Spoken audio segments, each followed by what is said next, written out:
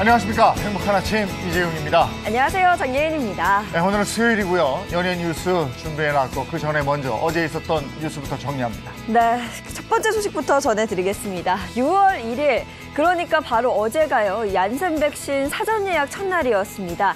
그런데 이미 어제 오후 기준으로 90만 명분의 백신이 조기 마감됐다고 합니다. 30세 이상 예비군과 민방위대원, 국방, 외교 관련자 등 370만 명이 예약 대상자라고 하는데요. 예약자의 실제 접종 오는 10일부터 20일까지 진행됩니다. 얀센 백신은 코로나19 백신 중 유일하게 한 차례만 접종하는 제품으로 현재까지 미국에서 1,077만 명 이상이 접종했고 주한미군 내 카투사 등 한국인 약 5,200명도 접종을 마쳤습니다. 네, 이렇게 얀센 백신 예약이 조기 마감되는 상황입니다만 아직도 백신을 맞아도 될까 불안해하는 국민들이 적지 않습니다. 이에 정부와 지자체는 건강검진권, 축구 관람권 등 경품성 혜택까지 마련하고 있죠. 백신 접종률 최하위권인 대구시에서는 접종률을 끌어올리기 위해서 접종자를 대상으로 추첨해 건강검진권과 MRI 촬영권 등 경품을 제공하기로 했는데 발표 하루 만에 백신 예약률이 4.8%나 올랐다고 합니다. 전라남도는 백신 접종자에게 주요 공공시설 입장료와 이용료를 할인하거나 면제할 계획이고 서울시도 일선 자치구와 함께 인센티브 방안을 논의 중입니다. 접종자에게 영화 관람료를 5,000원으로 할인해주는 등 민간 차원의 이벤트도 잇따르고 있는데 이는 이미 백신을 맞은 사람들도 인센티브 대상에 포함된다고 합니다. 네, 다음 소식입니다. 식품의 유통기한 제도 1985년 국내에 도입이 됐는데요. 최근 정부가 식품 유통기한을 소비기한으로 바꿔 보관기간을 늘리는 소비기한 표시법을 추진하겠다고 밝혔습니다. 이에 유업계 등을 중심으로 반대 목소리가 커지고 있는데요. 국내 유제품 유통체계가 소비기한을 도입한 다른 국가들에 비해 미비점이 많은 데다 제품의 포장 방식 등에 따른 신선도 차이가 있어 소비기한을 일괄 적용하기 힘들다는 겁니다. 반면 학계에서는 버려지는 식재료량을 크게 줄일 수 있다는 이유로 소비기한 도입의 필요성을 강조하고 있어서 당분간 소비기한 표시법을 둘러싼 찬반 논쟁 뜨거울 것으로 보입니다. 네, 이어서 코로나19 신규 확진자 현황입니다. 6월 1일 0시 기준 국내 발생 신규 확진자는 459명이 확인돼서 사흘 연속으로 500명을 밑돌았고요. 총 누적 확진자 수는 14만 799명으로 확인됐습니다. 이어서 코로나19 백신 접종 현황입니다. 1일 0시 기준 백신 총 1차 누적 접종은 579만 1,500여 명이 완료했고 이는 우리나라 국민의 11.3%가 접종한 수치로 백신 2차 접종자는 총 217만 1,300여 명으로 집계됐습니다. 네, 이어서 오늘 날씨 소식 전해드리겠습니다. 오늘 전국의 하늘 표정 대체로 맑겠습니다. 낮 동안에는 볕이 강하게 내리쬐면서 자외선 지수 매우 높은 단계 예상되고요. 오존 지수 또한 나쁨 수준 보일 것으로 보입니다. 볕이 강한 오후 시간대 되도록이면 외출을 피하시는 게 좋겠습니다. 한편 늦은 오후에는 영서 남부와 충북 북부 지역에 소나기 예보도 나와 있으니까요. 비 예보 미리미리 확인해 주시기 바랍니다. 이어서 자세한 기온 보시면 오늘 아침 최저 기온 14도에서 20도, 한낮 최고 기온은 21도에서 31도 선까지 오르겠습니다. 오늘 하루 무더위가 예상되니까요. 외출하실 때는 가벼운 옷차림 해주시기 바랍니다. 6월 2일 수요일 행복한 아침 지금 시작합니다.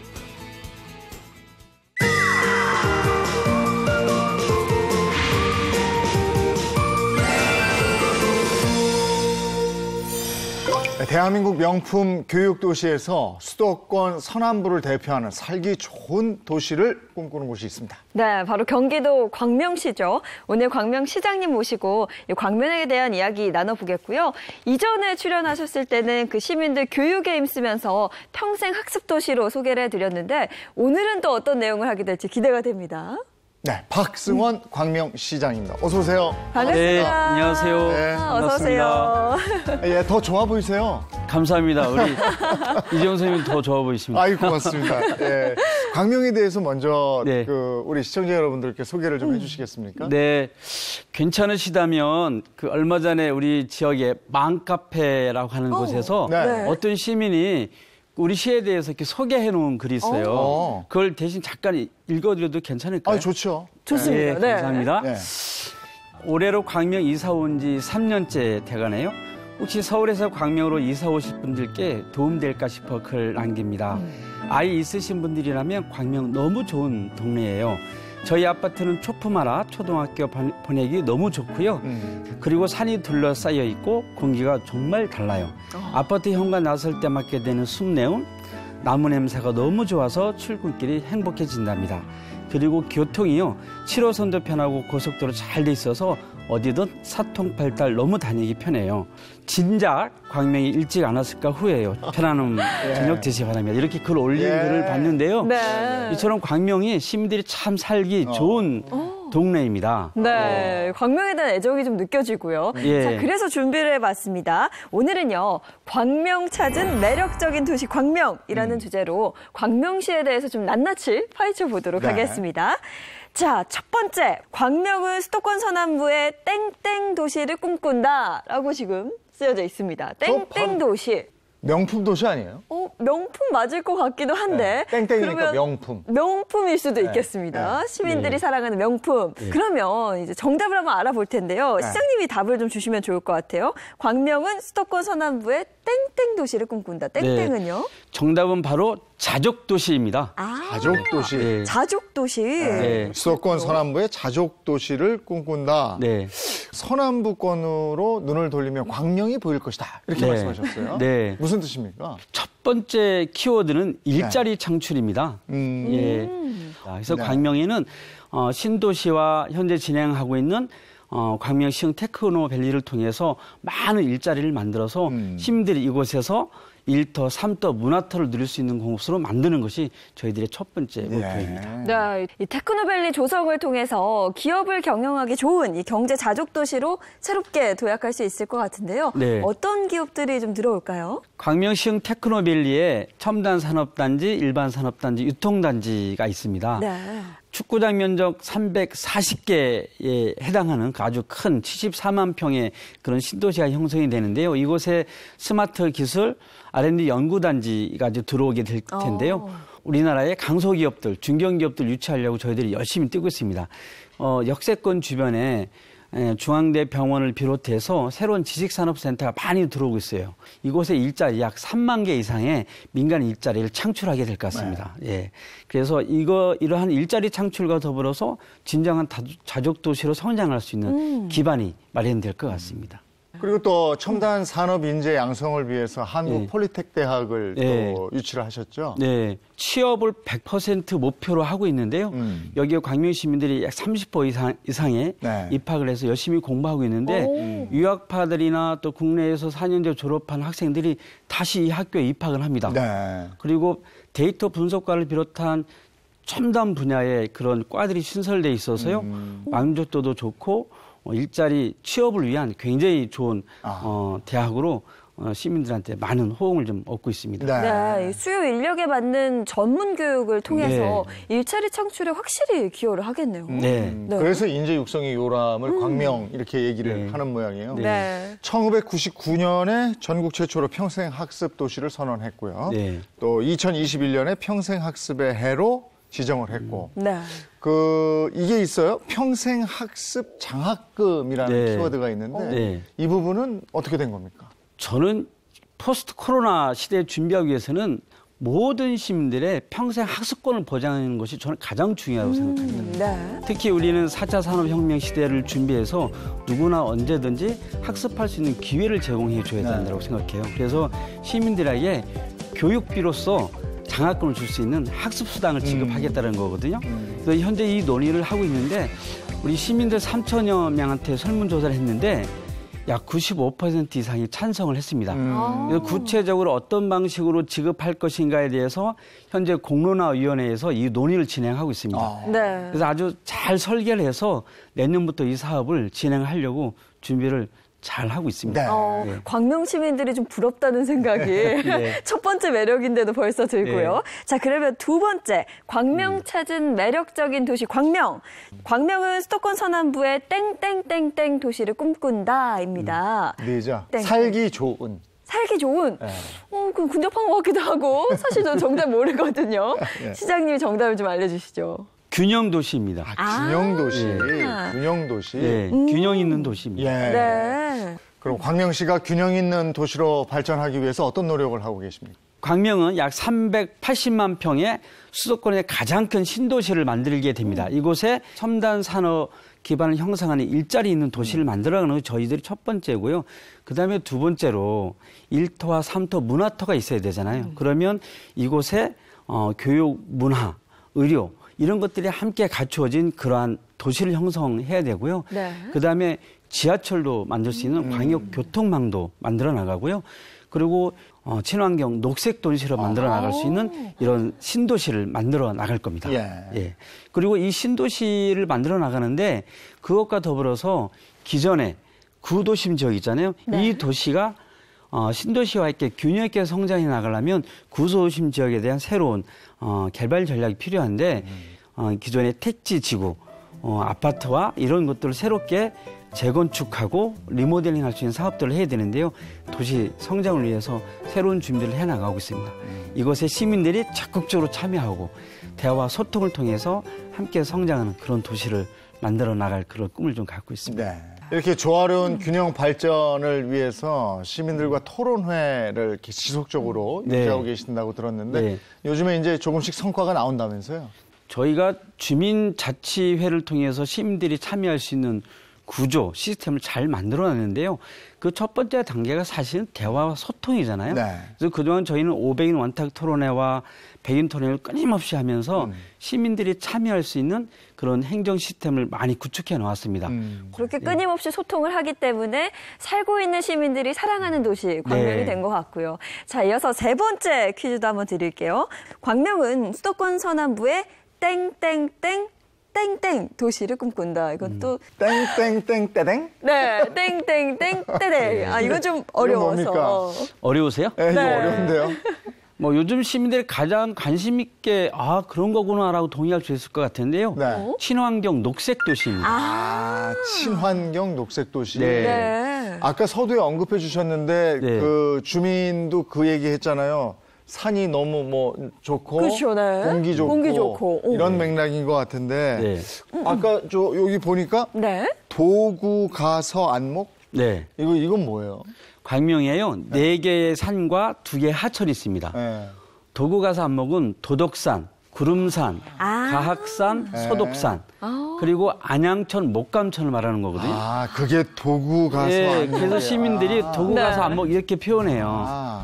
가운데 4개의 산이 있고요. 네. 양쪽에 안양천과 목감천이 이렇게 둘러싸여 있어요. 그래서 여기 광명에서 이렇게 오신 분들 도시계획 전문가들을 이거 보면 굉장히 부러워해요. 그래서 기존에 있는 이런 산과 하천을 잘 활용해서 친환경 녹색 도시를 만들어가는 것 이것이 미래 도시의 가장 큰 꿈이고요. 시민들이 그것 때문에 이 도시로 많이 이사를 오고 있습니다. 네. 또 광명시는요, 이 좋은 환경을 시민들이 다 누릴 수 있도록 하는 거, 이걸 또 굉장히 중요하게 여긴다면서요. 네, 시민들이 가장 이제 누리고 싶어하는 것은 사실은 공간입니다. 네. 그 공간의 개념이 두 가지인데요. 하나는 자연 환경이고요. 실제로는 실내 공간입니다. 그것이 뭐냐면 문화 복합 공간이거든요.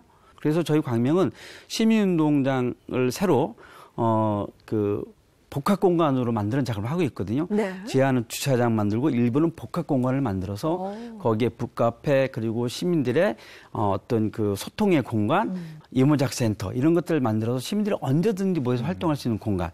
그리고 그 외에도 광명에는 광명 동굴이 있어요. 네. 그러니까 1년에 100만 명 이상이 찾아오는 동굴인데 그 동굴 주변에 새롭게 평화공원을 조성하기로 했습니다.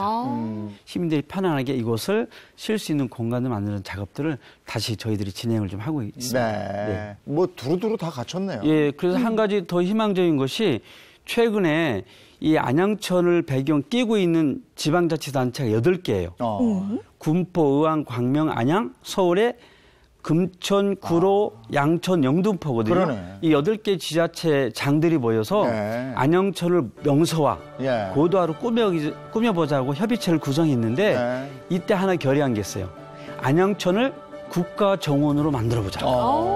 그래서 국가정원 지정 추진위원회를 한번 만들어 보기로 했고요. 예. 네. 제가 좀 적극적으로 나서기로 했습니다. 아, 그렇군요. 이 안영천이 한 106길 정도가 되거든요. 그래요. 네. 그야말로 서남부의 명소가 되겠네요. 네, 명소가 예. 자, 정리를 해보자면 네. 광명시는 초근접한 교통, 네. 또 첨단 산업, 네. 시민과의 협치 네. 이런 게 잘 이루어지고 있고 배치돼 있다 이렇게 네. 말씀하시는 거군요. 네. 네. 예. 오늘 네. 광명에 대해서 잘 들었습니다. 네. 예, 지금까지 박승원 광명시장과 함께했습니다. 고맙습니다. 네, 고맙습니다. 감사합니다.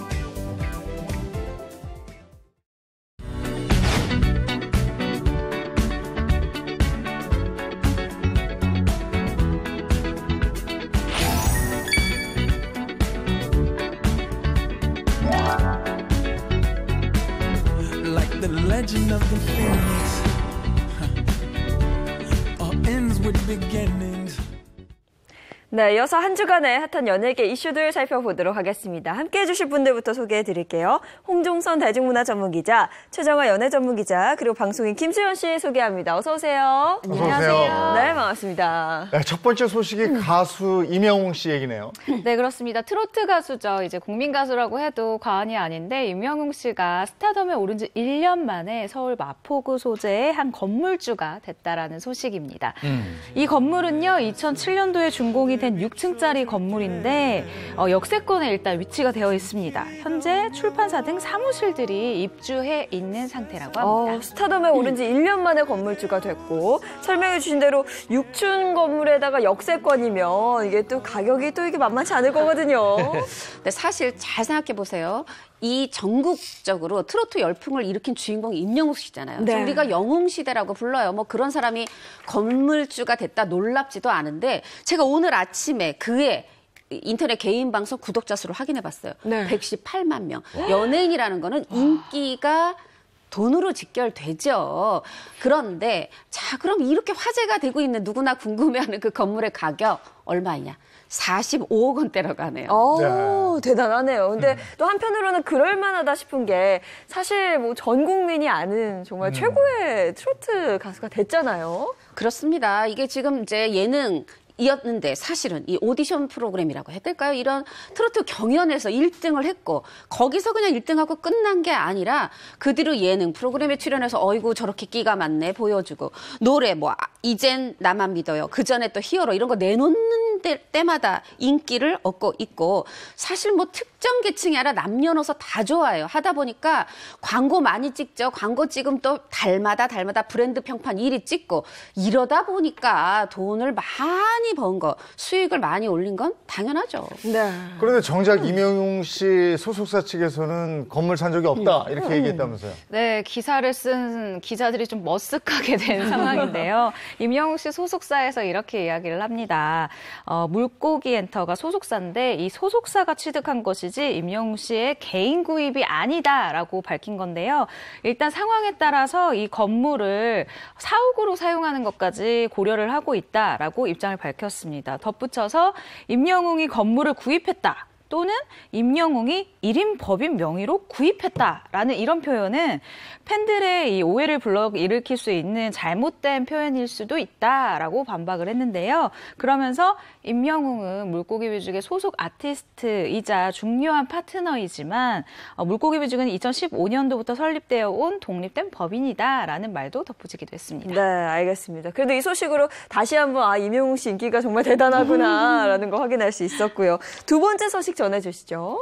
네, 한예리 씨 소식이에요. 한예리 씨 바로 이 미나리. 우리나라에게 이 아카데미 배우 쪽, 물론 윤여정 씨가 받았지만 첫 번째 트로피를 가져다 준 그 영화에서 이 모니카 역할을 했는데 그 역할은 뭐냐면 이 자식들의 교육이나 의료 이런 거를 중시하면서 아주 생활력 강한 억척스러운 엄마 역할을 했었죠.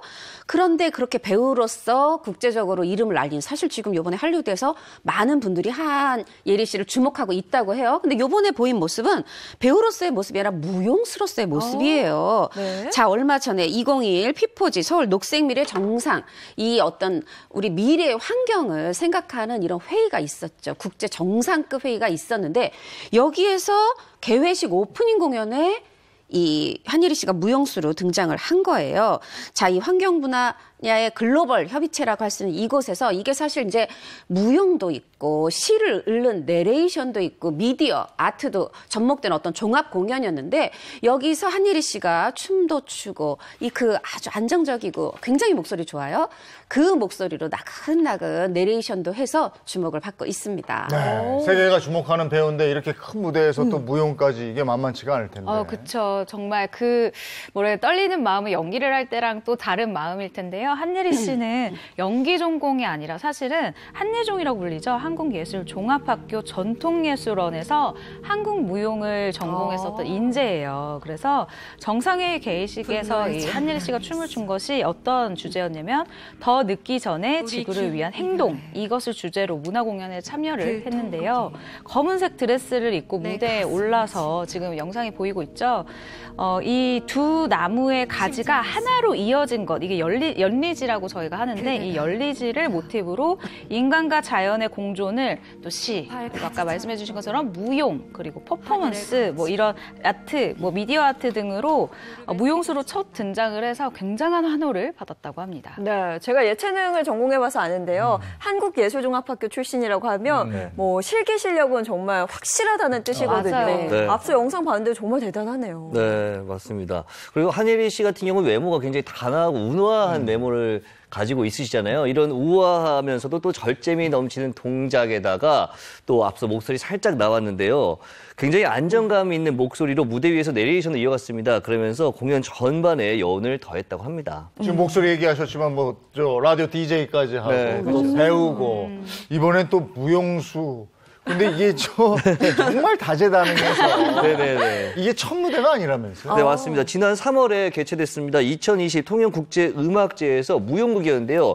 디어 루나에 특별 출연을 했습니다. 이때도 무용수로서의 어떤 진가를 제대로 보여줬다라고 볼 수 있습니다. 아, 정말 그 가지고 타고난 끼가 대단한 거죠. 근데 차기작 행보도 좀 궁금한데요. 자, 티켓 안 사도 안방극장에서 보실 수 있겠습니다. 조금 있으면 하반기죠. 하반기에 첫 방송을 앞두고 있는 홈타운인데 유재명, 한예리, 엄태구 정말 연기파 배우들이 다 출연을 해서 저도 기대하고 있는 작품입니다. 네, 알겠습니다.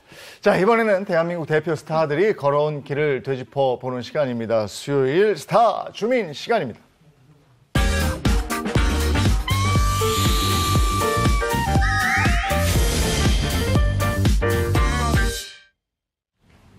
우리 속담에 이런 거 있잖아요. 아니 땐 굴뚝이 연기나 할까.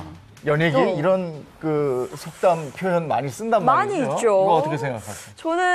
저도 아니 땐 굴뚝의 연기가 날까라고 생각했는데 저도 방송 일 하면서 아니 땐 굴뚝의 연기가 나는 경우도 있더라고요. 네, 그런 걸 좀 느꼈어요. 먼지인가? 바로 예인임 씨가 말씀하신 것이 연예계, 사실 연예계만큼 말도 많고 탈도 많은 그런 다사다난한 데가 없는 것 같아요. 네. 그 10년 만에 컴백했죠. 가수 성시경 씨. 네. 이 성시경 씨가 무슨 아니 땐 굴뚝에 연기 나는 뭐 이런 것 때문에 몸살을 앓고 있다. 이건 무슨 얘기입니까? 네, 10년 만에 댄스 가수로 컴백한 성시경 씨. 성시경 씨를 속상하게 하는 아니 땐 굴뚝에 연기를 나게 만드는 것은 바로 지각이었습니다. 지각이요? 지각할 분 같지 않은데 보기엔. 네. 굉장히 정확해 보여서 지각이랑 상관이 없을 것 같은 분이잖아요. 그런데 성시경 씨에게 이 지각이라는 꼬리표가 좀 따라다녔다라고 스스로 얘기를 해요. 왜냐하면 이 꼬리표가 본인을 좀 괴롭혔다라고 생각을 하는 것 같아요. 네, 근데 이 상습 지각이라는 꼬리표가 붙는 이유는 뭐예요? 네, 그 이유가 있었는데 성시경 씨에게 이런 꼬리표가 붙었었던 이유는 개그맨 장동민 씨가 몇 년 전에 한 라디오 방송에서 했었던 이야기가 이제 시작이었다고 합니다. 성시경 씨는 항상 지각을 한다 이렇게 말한 것이 화두가 된 건데요. 당시 장동민 씨가 저는 방송을 하면 1시간 정도 일찍 준비를 하는데 성시경 씨는 이거 기본으로 1시간은 늦어요 라고 하면서요. 다른 사람들에게 물어봤더니 성시경은 원래 그걸로 유명해, 지각으로 유명해 라고 얘기를 했다고 합니다. 그런데 사실 장동민 씨가 이 프로그램 자체를 굉장히 좀 재밌게 하려고 좀 과장이 섞이게 그리고 약간 요즘 MSG라고 하잖아요. 재밌어 보이게 약간 과장을 해서 이야기를 한 건데 이게 정말 사실인 것 마냥 퍼져나가게 된 거예요. 그래서 결국 장동민 씨가 성시경 씨한테 너무 미안한 마음이 있어서 내가 그때 너무 미안하다라고 사과까지 했었다고 그래요. 합니다. 그리고 이제 한 프로그램이 있어서 예능 프로그램에서 어떤 설정, 컨셉을 잡은 거죠. 뭐냐면 한 사람이 지각하면 나머지 멤버 그냥 먼저 방송 시작하는 걸로 하자. 이렇게 했는데 여기서 사실 이 사람도 늦고 저 사람도 늦고 어떻게 보면 분량 욕심 있으면 조금 일부러 늦어서 재미를 더 줬을 것 같은데 그 가운데 성시경 씨가 늦은 회차분 그때의 말만 캡처해서 그때의 분량만 편집해가지고 그 편집본이 돌아다닌 겁니다. 그러다 보니까 성시경 지각쟁이 이렇게 어떻게 보면 낙인이 찍히게 된 겁니다. 농담 섞인 발언으로 시작이 돼서 이게 확산이 돼서 루머까지 간 건데 그러면 정작 당사자인 성시경 씨는 이 지각대장 루머에 대해서 어떻게 얘기를 하고 있습니까? 지각대장 굉장히 귀여운데요. 네, 성시경 씨 같은 경우에는 사실 이렇게 얘기를 했어요. 굉장히 좀 아까 말씀드린 것처럼 좀 정확한 성격이잖아요. 그래서 내가 아프거나 그리고 뭐 차가 막히거나 했을 때 아마 방송 녹화를 안 늦지는 않았을 거다. 그러니까 늦기는 늦었다. 그런데 이게 늘 그랬었던 건 아니다라는 거예요. 최근에 컴백 때문에 라디오 방송에 최근에 출연을 하게 됐는데 이 라디오 방송에서 이렇게 얘기를 합니다. 아니 대체 왜 지각 루머가 생겼는지는 모르겠다. 라디오 내가 진행을 했는데 그 진행하는 7년 동안 단 한 번도 늦은 적이 없다라면서 자신의 이 억울한 마음을 얘기를 했습니다. 그러면서요. 성시경 씨는 자신을 둘러싼 이 지각 연예인 이 루머에 결국은 칼을 뽑았습니다. 분노를 해서요. 이 법의 힘을 빌리기로 했다라고 밝혔는데 이 법의 힘을 빌리게 된 데 이유가 있었어요. 나도 난데 팬분들이 너무 속상해하는 거예요. 그래서 좀 찾아가지고 좀 법의 힘을 빌려서 벌을 줘야 되겠다라는 이런 생각을 했다고 합니다. 네, 아니 나는 열심히 잘 살고 있는데 이런 악성 루머가 터지고 또 따라다니면 아무리 연예인이라도 이건 좀 괴롭고 힘들 것 같거든요. 그래서 준비한 오늘의 주제 소개해 드릴게요. 연예계 설설설 루머는 괴로워입니다. 어떤 분들이 있을까요? 꽤 많을 것 같은데요. 네, 꽤 많은데 제가 좀 분야를 좀 생각해봤어요. 만약에 개인 연예인에게 가장 많이 도는 건 열애설, 결혼설이에요. 여기까지 괜찮죠, 그래도. 그런데 사망설이 돌아버리면 이건 굉장히 충격이거든요. 그리고 연예인하고 상관없이요. 재벌이라든가 아니면 신흥종교 관련 무슨 이슈가 터져요. 그러면 그 재벌하고 그 신흥종교하고 그 연예인이 연루돼 있어. 심지어 그 재벌의 아이를 낳았다면 이런 식으로 타 분야에 대해서도 뭔가 큰 이슈만 터지면 연예인은 꼭 걸고 넘어집니다. 그런 얘기들이 오늘 아무래도 다뤄지지 않을까 생각해 봅니다. 아니 실체가 없이 나에게 악성 루머가 떠돈다.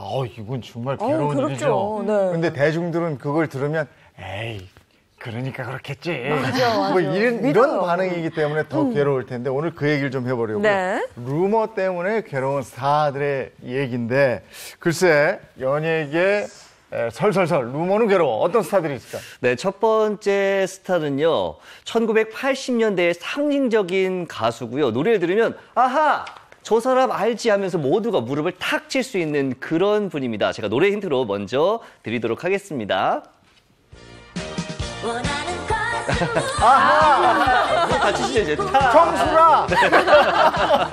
아니 뭐 노래 워낙에 잘해서 CM송도 많이 불렀고 뭐 만화 영화 주제가 등등등 대단한 가수죠. 네 맞습니다. 올해 59세인 정수라 씨 초등학교 5학년 때인 1974년에 한 신문사에서 주관하는 제1회 한국가요제에서 종소리를 불러서 인기상을 수상하면서 가요계에 데뷔를 하게 됩니다. 성인이 된 이후에 1982년에 그런 사람이 난 좋아로 본격적인 가수 활동을 시작을 했고요. 1983년 대한민국이 정말 크게 히트를 하게 되면서 일약 스타덤에 올라가 전성기를 맞이하게 됩니다. 네, 그런데 이런 큰 인기만큼이나 엄청난 루머가 또 정수라 씨를 괴롭혔다고요? 네, 맞습니다. 가수 정수라 씨를 괴롭힌 루머의 정체는요. 바로 미국 원정 출산과 땅 부자의 진실입니다. 당시 정수라 씨가 재벌 회장의 아이를 낳았다. 그리고 원정 출산했다. 또한 5억 원을 받았고 동해안에 있는 땅 부자다라는 이런 말도 안 되는 루머가 퍼지면서 굉장히 네. 억측과 루머거든요. 굉장히 힘들어했다. 아니 근데 이게 상당히 구체적이지 않아요? 애 낳고 뭐 5억을 받았네. 받았다. 땅도 뭐 어딘가 있을 것도 아니야. 동해안 쪽에. 야 이거 참. 근데 이게 괴로웠을 루머인 게 또 저는 네. 서해안에 땅이 있다. 전혀 네. 또 반대쪽 이런 또 루머도 들었어요. 근데 정수라 씨가 어쩌다가 이런 소문이 꼬리를 물고 이렇게 확산된 거예요? 네, 앞서 말씀드린 것처럼 80년대를 상징하는 대표 가수지 않습니까? 아, 대한민국 도시의 거리, 난 너에게 환희 등을 히트시키면서 정말 많은 인기를 얻게 됐습니다. 특히나 1983년에 이 환희가 대히트를 하게 되면서 이 정수라 씨가 미국으로 진출하겠다는 계획을 세우게 됩니다. 아니 미국으로 진출한 스타인 만큼 이 스캔들이나 소문 이런 것도 스케일이 남다른데 정수라 씨는 어때요? 자신에게 있었던 이런 소문 알고 있었던 건가요?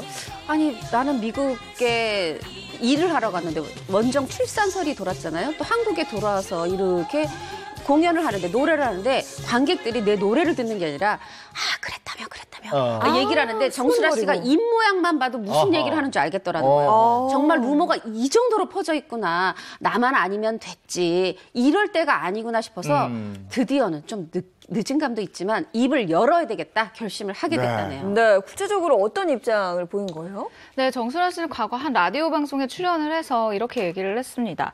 너무나 뜬금없어서 해명할 필요를 못 느꼈다. 그럴 가치를 못 느꼈다라는 건데요. 하지만 시간이 흐르면서 이 악성 루머가 점차 늘어나고 구체화가 되는 걸 보게 된 거죠. 그래서 내가 입장을 확실히 하기로 했다라고 하면서 자신의 마음을 전했습니다. 그 소문 중에 뭐가 가장 어이가 없었냐라는 이 질문이 있었는데요. 아니, 내가 회장과의 사이에서 딸을 낳았다라고 얘기한 사실이 가장 어이가 없었어요. 네. 라고 이런 불쾌한 심정을 드러내기도 했었죠. 네. 아니 정말 황당한데 지금도 한두 개가 아닌데 이 소문이 여기서 끝이 아니라고요? 더 있다는 거예요? 구체적입니다. 아주 아들 낳으면 아주 더 많은 재산을 주려고 했는데 딸을 낳아서 양쪽 집안 사이에 재산 싸움이 붙었다. 돈을 주네 못 주네. 근데 또 나중에 가니까 아니더라. 아들 딸 한꺼번에 쌍둥이 낳았다더라. 이렇게 소문이라는 게 마치 무슨 구전 설화 보태주듯이 점점 불어나면서 이게 커지게 됐습니다. 이런 소문은 연예인 당사자뿐이 아니고 그 가족들도 참 힘들겠어요. 그럼요. 네, 실제로 그랬었다고 해요. 그래서 정수라 씨가 인터뷰에서요. 당시에는 제일 죄송했었던 것이 저희 가족들, 특히 어머님이 가장 힘들어하셨다라는 거예요. 그러니까 딸한테는 얘기를 하지를 못했지만, 자식한테는 얘기를 못하지만 밖에서 엄한 이야기를 듣고 네. 아니 뭐 정수라가 그랬대 이렇게 수군대는 이야기를 들어도 어머님 입장에서, 부모님 입장에서는 토로를 할 데가 없었던 거죠. 그래서 또 들어올 때마다 굉장히 그런 이야기를 듣고 걱정을 하셨다라고 얘기를 하는데요. 이제는 시간이 많이 흘러서 뭐 그런 소문이 좀 없어졌나 싶었는데 아직도 있더라라고 하는데요. 지금은 이렇게 웃으면서 얘기를 할 수 있을 정도로 마음의 여유를 찾았다고 합니다. 네, 연예계 설설설 루머는 괴로워. 두 번째 스타 누굽니까? 네, 첫 번째 스타 정수라 씨가 회장 아이를 낳았다는 이 소문이 있었지 않습니까? 두 번째 스타는 대통령의 아이를 출산했다라는 소문이 있어요. 대통령이 아니다. 대통령이요? 네, 바로 배우 정소년 씨인데요. 저도 이 얘기 안. 네, 정소년 씨를 둘러싼 루머, 이 정소년 씨를 괴롭혔던 소문의 정체는요, 바로 흑인 엄마입니다. 뭐 외국 대통령 뭐. 네, 그렇죠. 정소년 씨가 아프리카에 있는 대통령의 아이, 그러니까 이제 흑인인 거지. 흑인 아이를 낳았다라는 소문이 퍼졌고요. 그래서 길거리를 지나다닐 때 손가락질하면서 흑인 엄마 그렇게 못되게 부르는 사람들이 있어요. 소문일 뿐인데도 그러면서 마음이 굉장히 아팠다라는 이야기를 한 적이 있습니다. 아니 그런데 이게 아주 또 소문이 아주 구체적으로 또 변합니다. 네. 시아버지가 병원장이더라. 네. 근데 시아버지가 직접 아이를 받았는데 아이고 머니나 까만 애가 나와서 남들 눈에 띌까 봐 깜짝 놀라서 옷장 속에 감췄다. 네. 이렇게 또 소문이 불어나는데 참 궁금한 게 정소년 씨가 아이를 낳은 적이 있었나? 사실 근데 그걸 따지지 않죠. 일단 소문이 재밌으면 퍼지고 불어납니다. 그렇죠. 이게 상당히 구체적으로 가니까 이게 진짠가 이렇게 되거든. 그러니까 그렇죠. 다 믿는 거거든요. 그렇죠. 근데 더 안타까운 게요. 정작 이 정수녀 씨는 본인을 둘러싸인 괴소문을 나중에 알게 됐다고요. 그러니까 왜 그러냐면 이거 내 얘기 아니겠지? 난 아닌데?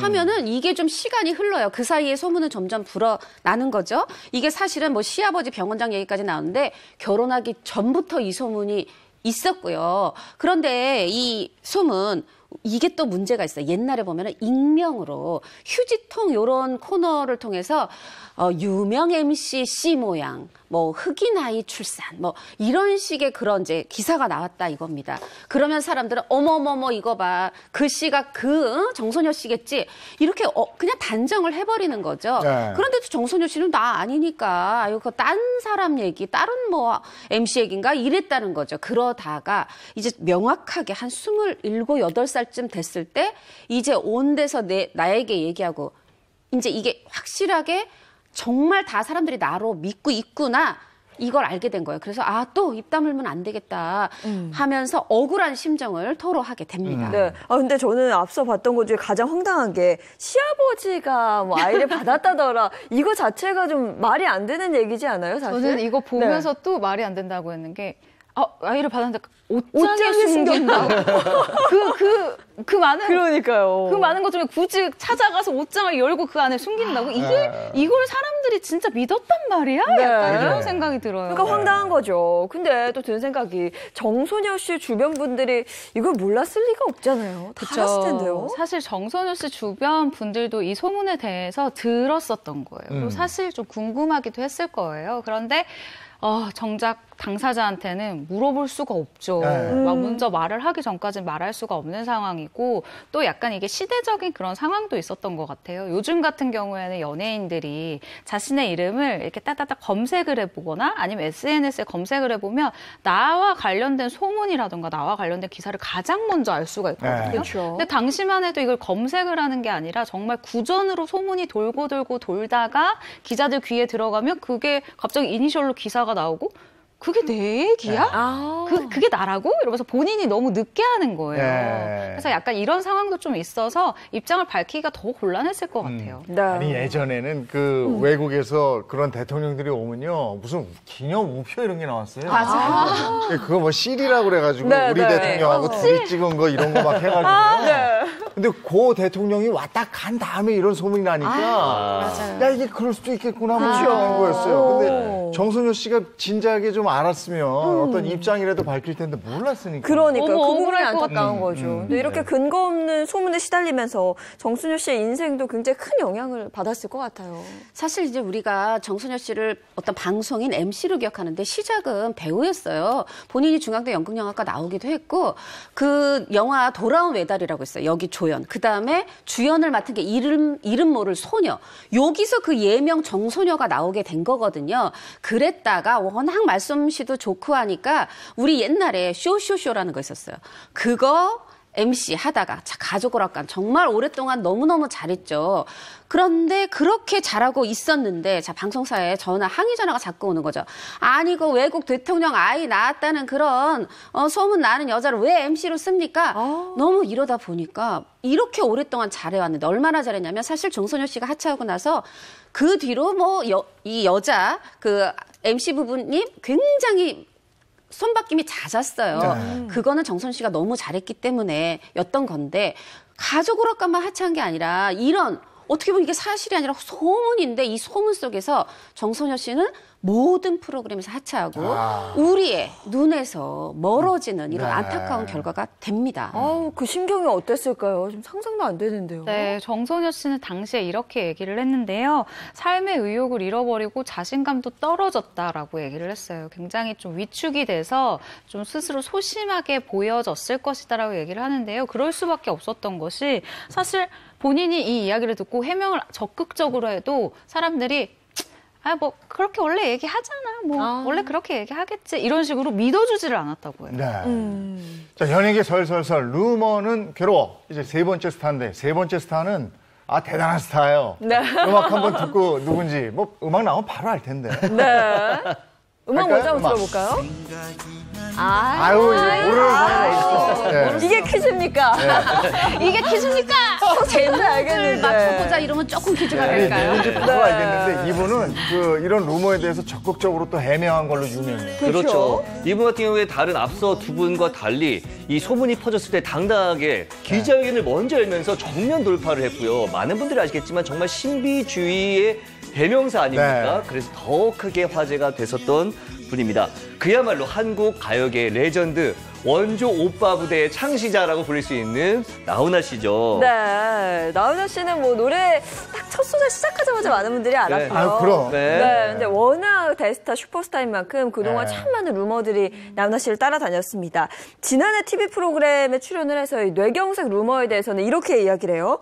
이제는 뇌경색에 말도 어눌하고 걸음도 잘 못 걷는다고 나한테 이야기를 한다. 똑바로 걷는 게 미안할 정도다. 네. 이런 얘기를 직접 합니다. 뭐 농담을 하면서 본인에 대한 이런 루머, 소문들을 일축했던 네. 그런 기억이 또 나네요. 제가 그 나훈아 콘서트를 갔는데 그 콘서트에서도 이 얘기를 하셨어요. 막 약간 말도 어눌하게 하고 내가 이렇게 좀 걸음도 못 걸어야 되냐고 나 어떡하냐고 말도 똑바로 하고 걸음도 이렇게 잘 걷는데 그리고 루머 중에 내가 어디 뭐 미국 어디에 있다는데 나 한국에 있었는데 빨리 네. 비행기를 타고 미국에 가야 하나 네. 나랑 똑같이 생긴 사람이 네. 있나 이랬었다고 또 콘서트에서 얘기하시더라고요. 지금 얘기한 이거 말고 다른 네. 루머가 있었잖아요. 그렇죠. 그렇죠. 정말 많은 루머가 있지만 그중에서도 나훈아 씨를 가장 힘들게 했던, 나훈아 씨를 가장 괴롭혔던 네. 루머의 정체는요, 바로 신체 훼손설입니다. 이게 2000년대 들어선 연예계 각종 루머 중에서 가장 센 그렇죠. 네, 그런 루머가 아니었나 싶은데 이 네. 루머는 어떻게 퍼지게 된 겁니까? 그렇습니다. 그리고 말씀해주신 것처럼 이것을 해명하는 기자회견 역시도 아직까지도 회자가 될 정도로 그럼요. 센 그런 네. 루머였었는데요. 이런 소문이 나기 1년 전인 그 2007년도 그러니까 나훈아 씨가 대형 콘서트를 취소한 후에 행방이 묘연했던 거예요. 연락되는 사람도 잘 없다라고 얘기를 하고 그러니까 이때부터 루머가 본격적으로 돌기 시작합니다. 그리고 1년 만에요. 아, 나훈아가 그랬대. 나훈아가 그랬었대. 이렇게 했다더라라는 소문이 정말 무시무시한 거의 도시괴담급으로 커지게 됩니다. 나훈아 씨가 입장을 밝히지 않는 동안요. 나훈아가 잠적했대. 아니래. 나훈아 이제 노래 안 한대. 은퇴한대. 이런 얘기도 있었고 그리고 굉장히 너무 중병이라 움직일 수가 없대라는 얘기도 돌았었고요. 심지어는 일본 폭력 조직이 개입돼 있었고 그 과정에서 신체 조직이 좀 훼손이 됐다. 뭐 이렇게 무시무시한 쪽으로 소문이 와전되기 시작합니다. 예. 네, 그래서 나훈아 씨의 괴소문으로 또 본의 아니게 피해를 본 연예인들이 또 있었잖아요. 네, 사실 이 같은 스캔들로 뭐 피해랄까요? 그러니까 마음의 상처를 받은 후배들이 생겼는데 이렇게 좀 유명 연예인들, 여자 특히 연예인들이 이름이 실명이 거론이 되기 시작한 거예요. 이 루머 때문에요. 그러면서 사태가 점점 걷잡을 수 없이 이 여자 연예인들의 이미지가 좀 타격을 입으니까 이때 나훈아 씨가 나섭니다. 네. 나훈아 씨가 2008년 1월에 한 호텔에서 기자회견을 열었는데요. 저도 아직도 생생한 것이 한 50몇 분, 그러니까 1시간 남짓한 이 기자회견이었는데 기자들이요. 무려 이때 한 700여 명이 모였어요. 네. 지금으로도 사실 굉장히 많은 수의 취재진이었죠. 생생히 기억납니다. 네. 지금 저 화면에서도 봅니다만은 내가 이 자리에서 맞아요. 아니 그냥 테이블 위에 올라가지고 딱 5분을 보여주면 믿겠습니까? 이렇게 얘기를 하는데 맞아요. 다들 막 원이 벙벙했었어요. 저도 저 이제 앞에서 두 번째 줄에 앉아 있었어요. 그런데 들어갈 때부터 우리가 흔히 출근 시간에 어떤 지하철 지옥 처리를 네. 하잖아요.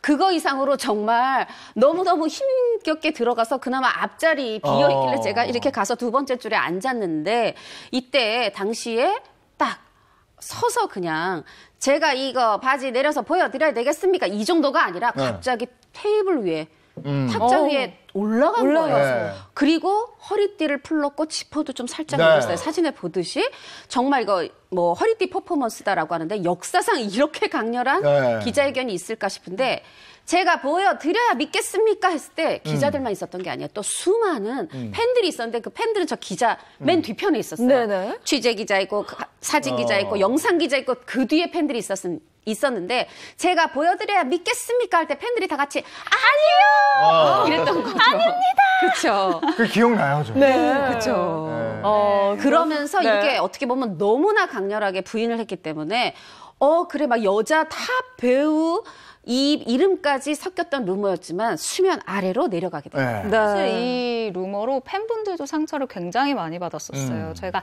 아닙니다 이렇게 얘기를 했지만요, 이 팬분들도 사실 거기서 오열을 하시는 분들도 있었고 절대로 이렇게 그 품위를 잃으시면 안 된다라고 굉장히 좀 슬퍼하는 모습을 네. 보이기도 했습니다. 네, 참 이렇게 연예계 루머는 황당무계한 게 많은 것 같아요. 네. 말이 안 된다 싶은데 이걸 또 대중들이 믿는다는 게 문제죠. 자, 근데 이제 앞으로 전해드릴 네 번째 루머는요, 이 나훈아 씨의 신체 훼손설만큼이나 정말 큰 후유증을 남겼다고 합니다. 어떤 분인지 좀 소개를 해주시죠. 네, 마지막 스타 역시 가수고요. 제가 이분을 어렸을 때부터 굉장히 좋아했는데요. 그때 좋아하던 노래들로 좀 힌트를 한번 준비를 해봤습니다. 노래 듣고 다시 한번 맞춰보겠습니다. 아, 이것도 바로 나오네. 이거 그냥 첫 소절만 네. 아유, 저도 알아요, 이거. 어렸을 때 이렇게 많이 들었어요, 이 노래를. 그럼요. 아니, 오늘 너무 유명한 분들이라. 이거 모른 척도 결혼 못해요. 아니면 나오던 네네. 모르는... 아, 이 노래 때문에 셔가지고. 담비 내리는 영동교를 괜히 걷고 그랬는데. 아마 들으시는 모든 분들이 바로 아시죠? 이거 맞춰도 되나요? 아, 그럼요. 가수 주현미 씨. 주현미 잖아요. 씨. 아, 그럼요. 주현미 씨 관련된 루머라면 저도 들어본 적이 어? 있던 것 같은데 그래요? 이게 정말 누가 퍼뜨린 거야 할 정도로 좀 충격적이었어요. 예인 MC가 생각하는, 예인 MC 지금 몇 년생이시죠? 제가 91년생. 91년생인데 그때 루머가 한 93년도에 있었는데 과연 나중에 들었죠. 맞는지 한번 찬찬히 공개를 해보도록 네. 하겠습니다. 주현미 씨가 한창 인기가 많았던 1993년 11월에 정말 최악의 루머가 나오게 됩니다. 주현미 씨를 괴롭힌 최악의 루머, 정체는 바로 에이즈 감염설입니다. 맞아요. 지금 들어도 참 기가 막히죠. 에이즈 감염설. 그러니까요. 예상했던 게 맞습니까? 네네, 맞습니다. 네. 네, 1994년에 전 세계가 에이즈에 대한 공포로 휩싸이게 되는데요. 네. 그때 이 주현미 씨가 에이즈에 걸렸다. 주현미 씨뿐만 아니라 온 가족이 에이즈에 걸렸다라는 소문이 굉장히 크게 퍼졌습니다. 또한 비슷한 시기에 에이즈 관련 단체에 기부를 했다라는 이야기가 돌기 시작하면서 이 루머가 정말 걷잡을 수 없이 일파만파 커지게 됩니다. 네, 근데 이 루머가 퍼진 계기가 있었나요? 주현미 씨가 좀 약간 야윈 모습으로 활동을 하다가 갑자기 활동을 뚝 중단한 거예요. 주현미 씨 생각해보면 뭐 정말 길만 가면 이 노래 나오고 텔레비전에서 순위 프로그램 있었잖아요.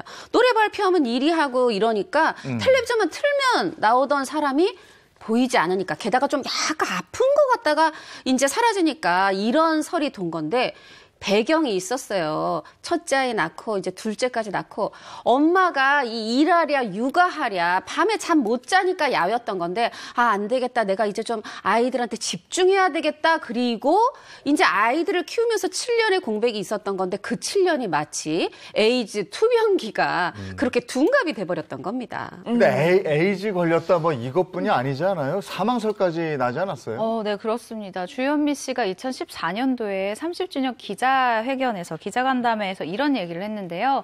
신인 때 결혼을 해서 아이를 낳았고 한 7년 정도 공백기가 있었는데 에이즈 감염설이 돌더라. 그리고 이 감염설이 돌고 난 후에 아니 세상에 죽었다라는 터무니없는 루머가 퍼져서 나는 정말 이 이야기를 듣고 충격이었다라고 이 심경을 이야기하기도 했습니다. 네, 주현미 씨 가족들은 얼마나 힘들었을까라는 생각이 들고 특히 남편분이 또 그렇게 힘들어하셨다면서요? 맞습니다. 지금 주현미 씨는 어떻게 보면 대중 연예인이니까 아이고 속으로 끙끙 앓지만 남편분은 정말 화가 나는 거죠. 멀쩡한 사람을 에이즈 걸렸다, 사망했다 이러니까요.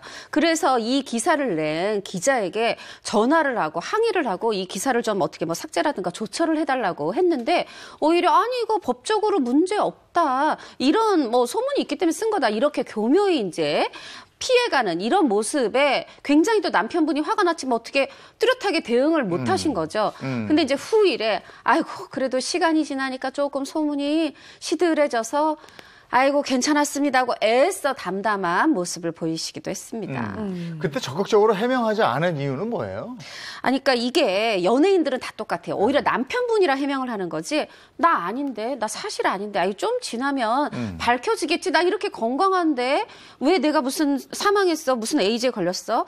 그래서 해명을 하는 게 더 우스워지는 것 같아서 그저 아우 그 이상한 소문낸 사람을 미워하기만, 마음속으로 미워하기만 했다고 하네요. 네, 주현미 씨의 루머처럼 멀쩡히 살아있는 사람이 뭐 세상을 떠났다, 사망했다 이런 루머 때문에 힘들었던 스타들이 더 있다면서요? 네, 그렇죠. 대표적으로 송혜 선생님이 네. 아, 맞아요. 송혜 네. 선생님 같은 경우는 저도 이 루머를 듣고 정말 그때 제가 일을 하고 있었는데 기사를 쓰다가 그랬대. 아마 지라시였던 것 같아요. 지라시를 보고 저도 가슴이 철렁했었던, 그래서 바로 확인 전화를 했었던 기억이 납니다. 2016년에 온라인을 중심으로 원인 모를 이 개소문이 퍼진 거예요. 그래서 송혜 선생님 매니저가 이 소문과 관련해서 결국 입장을 내게 됩니다. 송혜 선생님은 평소처럼 생활하시고요. 아주 건강하십니다. 라고 이 사망설에 대해서 일축을 하는 모습을 보였습니다. 아니 근데 이 사망설뿐이 아니고 건강 이상설 이런 거는 이 루머가 계속 나오잖아요. 네, 그렇습니다. 이 송혜 선생님이요. 2012년 9월 달에 전국 노래자랑 이 프로그램 있죠. 이 프로그램의 녹화에 정말 처음으로 불참을 했어요. 근데 이때 이후에 건강이 조금 문제가 있는 게 아니냐 이런 소문이 돌기 시작했는데요. 2015년 11월에도 송혜 90수 헌정 공연 기자회견이 한번 취소가 된 적이 있었거든요. 근데 이때 또 한 번 혹시 송혜 선생님이 건강이 안 좋은 거 아니야? 라는 이 소문이 돌았습니다. 그런데 사실 이 건강 이상설과 다르게 사망설은 본인과 가족들에게 정말 큰 상처를 주잖아요. 정말 도가 지나친 소문이었던 거죠. 이 사건은요, 송혜 본인에게도 정말 상처가 됐다라고 얘기를 하는데 결국 너무 상처를 받아서 이 루머를 퍼뜨린 사람을 좀 찾아달라라고 사이버 수사대에 수사를 의뢰를 했다고 합니다. 근데 이때가요, 2017년 1월 새해였어요. 근데 송혜 선생님을 이제 수사관과 만나게 됐는데 이제 마음이 약해진 거예요. 네. 그래서 그냥 액땜한 척 내가 액땜을 했다 생각을 하고 그냥 용서할게요라고 이렇게 넓은 아량을 베풀었다라고 얘기가 전해졌습니다. 네, 아니 송혜 선생님 건강하신데 자꾸 이런 루머가 돌아주면 안타깝네요. 아무래도 1927년생 95세시다 보니까 이제 좀 그러는 것 같아요. 그리고 워낙 우리가 좋아하니까 우리 곁에 오래 머물렀으면 해서 그러는 것 같은데 그럼 이렇게 깜짝깜짝 놀라게 하시면 안 됩니다. 네. 송혜 선생님 근데 재치 있게 대응하세요. 네. 내가 건강검진했더니 수명 120세라 그랬는데 나 이런 한 번 소문 속에서라마 죽었다 살아났으니까 나 30년 보태겠다. 내 수명 150세다. 네. 이렇게 얘기하시네요. 네. 송혜 선생님뿐이 아니고 잘 나가는 여배우도 이런 사망설에서 비껴갈 수가 없었다고요. 네. 네, 맞습니다. 바로 배우 김아중 씨인데요. 자택에서 숨진 채 발견이 됐다라는 소문이 퍼졌어요.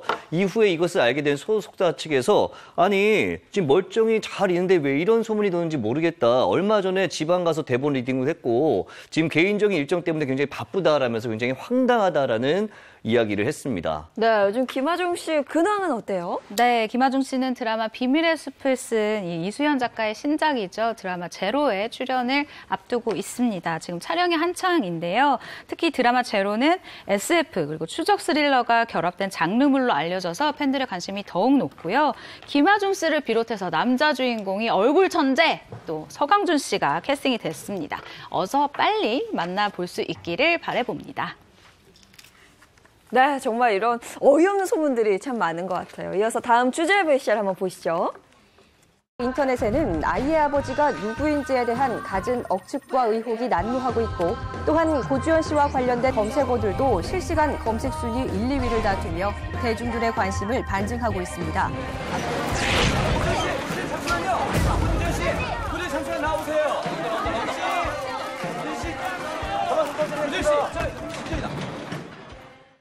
정말 그 발 없는 말이 천리 간다고 하잖아요. 이 루머들이 정말 퍼지게 되면 한도 끝도 없거든요. 이런 경우가 상당히 많은데 이 근거 없는 루머들로 자신의 의지와 상관없이 이런 논란의 대상이 되면 참 마음이 아플 것 같아요. 올해 12년차 인고 부분대 또 뭐 각종 루머가 있단 말이죠. 네, 맞습니다. 이 소문의 주인공은요, 한 프로그램에 출연해서 내가 상상할 수 없는 삶을 산 여자가 됐다. 그런 사람은 나쁜 사람 아니냐.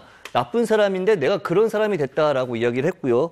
여기 덧붙여서 내가 이것을 담고 살려고 했더니 결국은 내가 그런 모습이 됐다. 그런 모습으로 보여졌다라고 눈물 흘리면서 이야기를 했습니다. 네, 루머로 인한 고통이 상당해 보이는데요. 도대체 어떤 분인가요? 네, 참 제가 입에 담기도 참 죄송한 소문인데 미안한 소문인데 불륜설에 휩싸인 바로 배우 송윤아 씨입니다.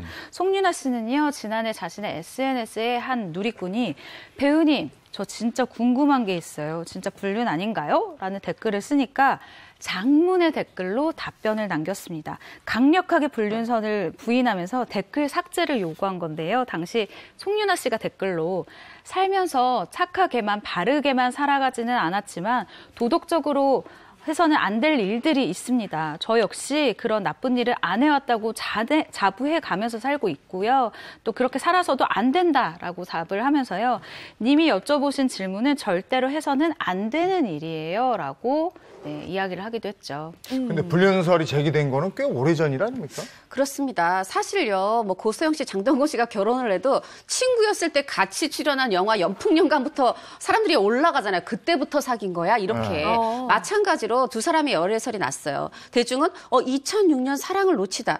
그때부터 사귄 거 아니야? 잠깐만, 그러면은 두 사람, 설경구 씨가 이혼이 2006년인데 그럼 설마 그 전부터 사귀었고 두 사람의 교제 때문에 2006년에 이혼했던 거 아니야? 어떻게 보면 두 사람의 교제 시작 시기가 이렇게 소문에 의해서 정해지는 이런 어이없는 상황이 벌어진 거죠. 근데 이 루머에 그냥 계속 침묵하고 있었던 것만은 아니잖아요. 왜냐하면 두 사람이 이제 2009년에 결혼을 하게 되는데 그때까지도 이미 막 2년, 3년 계속해서 루머가 돌다 보니까 아니 결혼 발표를 해야 되는데 결혼 발표 전에 기자회견을 통해서 어떻게 보면 그 루머 사실 아니에요. 해명 기자회견을 하는 상황이 된 것입니다. 네, 당시 두 분의 입장은 어땠나요?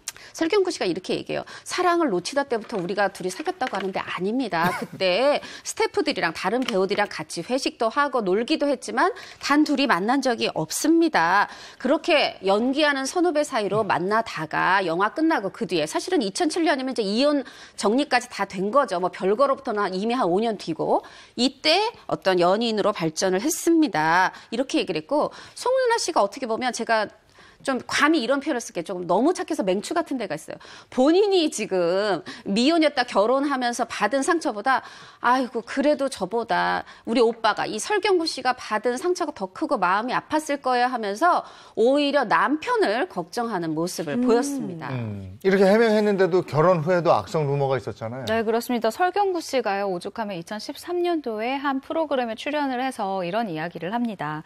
송윤아 씨 때문에 이혼을 한 게 아니다라고 명확히 밝힌 건데요. 그러면서 이혼하고 난 후에 2007년도에 송윤아 씨를 만났다라고 다시 한번 못 박았어요. 그러면서 광복절 특사를 찍은 2002년부터 뭐 우리가 연애를 하고 사랑을 놓쳤다 때 동거를 했다는데 아니 이게 어떻게 동거가 되냐라고 굉장히 억울해했었거든요.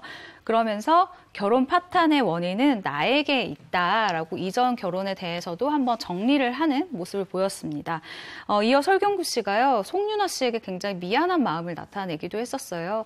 이미지가 깨끗한 여자, 그러니까 송윤아 씨가 결혼으로 이미지가 너무 안 좋아졌다. 평생 주홍 글씨를 달고 살아야 할 송윤아 씨에게 너무 미안하다라고 얘기했는데 사실 이제 관계자들은 다들 알거든요. 절대 아니라는 사실을 알고 있기 때문에 그리고 대중도 이제는 이런 부분이 진정성이 통하고 있는 것 같아요. 네, 하지만 이렇게 해명을 해도 루머가 이어지다 보니 송윤아 씨가 이 악플러와의 전쟁을 선포를 했다고요? 어떻게 보면 결혼 7년 만에 처음으로 입도 열고 법적 대응도 시사를 했어요. 사실 이제 제가 개인적으로 송윤아 씨를 만났을 때 이런 얘기를 했어요. 나는 그저 이혼남과 결혼을 했을 뿐인데 불륜녀가 됐다. 그러면서 그동안 한 번도 내 입으로 아니라고 말하지 않았던 건 제가 아는데 설경구 씨의 어떤 첫 번째 결혼과 관련된 그 가족들 거기까지를 배려하느라고 본인은 그냥 나만 아니면 됐지 하고 입 다물고 있었던 거거든요. 근데 이게 이어지다 보니까 이제 그만들 하셨으면 좋겠다. 이렇게 내 입으로 아니라고 한 번도 안 한 건 다 살다 보면 그 이유가 있는데 그걸 굳이 이렇게 내가 애써서 뭐 구구하게 말하지도 않겠지만 난 여태 그렇게 살아왔던 앞으로도 바르게 살아갈 거다. 적어도 사람으로서 해서는 안 될 일, 그런 걸 놓치며 살진 않았다. 이렇게 선을 분명하게 그었습니다. 네, 루머에 불을 지피는 악플을 단 사람이 누군지는 밝혀지진 않았죠. 네, 밝혀지지는 않았고요. 사실 그들의 관계를 얼마나 아는 사람인지는 모르겠지만 그냥 악플러라고 부를 수밖에 없을 것 같아요. 이 악플러가 다는 이 댓글 하나에 얼마나 많은 그 사람들 그리고 팬들, 가족들이 아파하는지 이 부분을 조금만 안다면 경솔하게 이렇게 글을 쓰는 일은 없을 것 같네요. 네. 루머는 괴로워. 이번에 나눌 루머는 어떤 거예요? 네, 바로 내 남편은 재벌 2세설인데요. 이 부부는 22년 차 지금 결혼 생활을 하고 있고요. 이 부부의 인연의 시작은요. 아내분이 진행을 하는 라디오 프로그램에 남편분이 출연을 하게 되면서 시작이 됐는데요.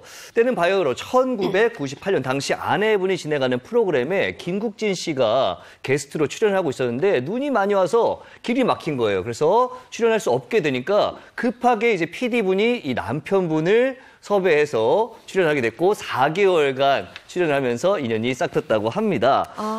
굉장히 인연이 깊죠. 네, 그러면서 부부가 됐다는 건데 연인이 됐고요. 네. 누군가요? 아마 많은 분들이 아시겠지만 바로 최시라, 김태욱 부부입니다. 그러면 최시라 씨의 남편인 김태욱 씨가 뭐 재벌이 있다 뭐 이런 얘기예요? 네, 현재 김태욱 씨가 사업가로 활동을 하고 있거든요. 근데 많은 분들이 아시겠지만 김태욱 씨는 1991년에 개꿈이란 노래로 가수로 데뷔를 했습니다. 하지만 98년도에 이 성대 마비 증세가 나타나면서 더 이상 노래를 부를 수 없게 되자 이제 사업가로 변신을 하게 됐는데 최시라 씨 역시 남편이 재벌 2세라는 소문대에서 전혀 아니다. 부모님의 도움 없이 자수성가했는데 마치 아무 노력 없이 집안에서 받쳐줘서 잘된 것처럼 오해를 하고 있다라고 이야기를 한 적이 있습니다. 네, 최시라 씨 역시 이런 얘기를 한 적이 있었는데요. 남편이 처음에 사업을 할 때 어려움이 많았었다. 그런데 이 힘드는 부분에 대해서 나한테 내색을 전혀 안 하더라 라면서요. 제가 연예인 생활을 한다고 해서 저한테 손 벌리는 일도 없었어요. 남편한테 저는 오히려 생활비를 받아서 살림하고 있어요. 라면서 이 재벌 2세설에 대해서 해명을 한 바 있습니다. 네, 재벌 2세는 아니라는 건데 그러면 실제로 김태욱 씨의 집안에 대해서 뭐 밝혀진 게 있나요? 김태욱 씨 아버지 얘기가 최근에 언론에 보도가 됐어요. 네. 이 색소폰 연주를 음악 치료에 접목해서 봉사활동하는 분으로 소개가 됐는데 여기서 어떻게 보면 난데없이 김태욱 씨 가계도가 나왔는데 뭐냐 하면 예전에 1919년에 3.1운동 할 때 보면은 기독교, 천도교, 불교 단체는 있고 유교, 유림은 없다 했는데 요 유림들이 독립운동을 한 건데 1919년에 프랑스에서 세계 1차 대전 종결을 의미하면서 세계 만국평화회가 열려요. 여기에 유림 137인이 서명을 해서 이게 파리 장서운동이라고 하는데 지금 명성황후가 어떻게 시해가 됐고 그리고 우리가 독립 주권을 어떻게 해서 뺏겼는지 그래서 우리 대한민국의 독립이 어떻게 정당한 건지 이 글을 장문의 글을 써서 보냈거든요. 여기에 서명한 137인 중에 한 분이 곽수빈 씨가 있는데 이 곽수빈 씨의 딸이 이 김 씨 집안으로 와서 낳은 아들이 김태욱 씨 아버지입니다. 네, 그리고 이제 그분의 또 아버지는 대구 지방법원에 서기장도 지내기도 했다고 해요. 그러니까 말하자면 재벌 2세는 아니지만 그래도 뼈대 있는 집안이다. 독립운동가와 관련이 있다. 요 정도는 말씀드릴 수 있겠네요. 네, 근데 앞서도 얘기했다시피 김태욱 씨가 사업가로 변신을 하게 됐잖아요. 근데 이 스토리가 교과서에 실렸다고 하던데 이게 사실인가요? 네, 맞습니다. 가수에서 벤처기업 CEO로 전향을 해서 세계 최초로 이제 웨딩 산업에 자체 IT 기술을 접목을 했거든요. 새로운 개념의 웨딩 플랫폼을 구축을 하면서 2018년 고등학교 개정판 교과서 기술 과정에 각계 직업군에 대표하는 영향력이 있는 8인 중에 한 명으로 이름을 올리게 됐습니다. 그러면서 한 페이지에 이 기사, 그의 히스토리가 쭉 실리게 됐죠. 네, 이렇게 한 길만 직진하던 이 김태욱 씨가 교과서의 웨딩 사업을 개척한 인물로 이게 실리면서 정말 인정을 받게 되니까 최시라 씨가 정말 존경스럽다라는 애정을 나타내기도 했습니다. 네, 근데 그리고 또 가수 이효리 씨의 남편 이상순 씨 역시도 재벌 2세다 뭐 이런 소문 돌고 그랬었거든요. 네, 이상순 네. 재벌설 있었는데 사실 이제 결론부터 말씀드리면 이제 김밥집 운영하는 겁니다. 네, 그 정도고 그냥 뭐 이렇게 궁중 요리, 자연 요리 배우시는 좋은 분위기의 가정의 자제분이라고 하네요. 네. 네, 루머에 시달리는 연예인들 얘기 오늘 한번 나눠봤습니다. 고맙습니다. 고맙습니다. 6월부터는 여름이 맞는 것 같아요. 네. 오늘 한낮에 뭐 30도까지 가는 네, 거라고요? 오늘 31도까지 오른다고 합니다. 날씨가 더운 가운데 또 일부 지역에 한해서는 소나기가 쏟아진다고 하니까 외출하실 때 참고하시기 바랍니다. 좋은 하루 보내시고요. 저희는 내일 아침 8시 더 알찬 내용 가지고 돌아올게요. 행복한 아침, 행복한 하루 되십시오. 고맙습니다. 고맙습니다.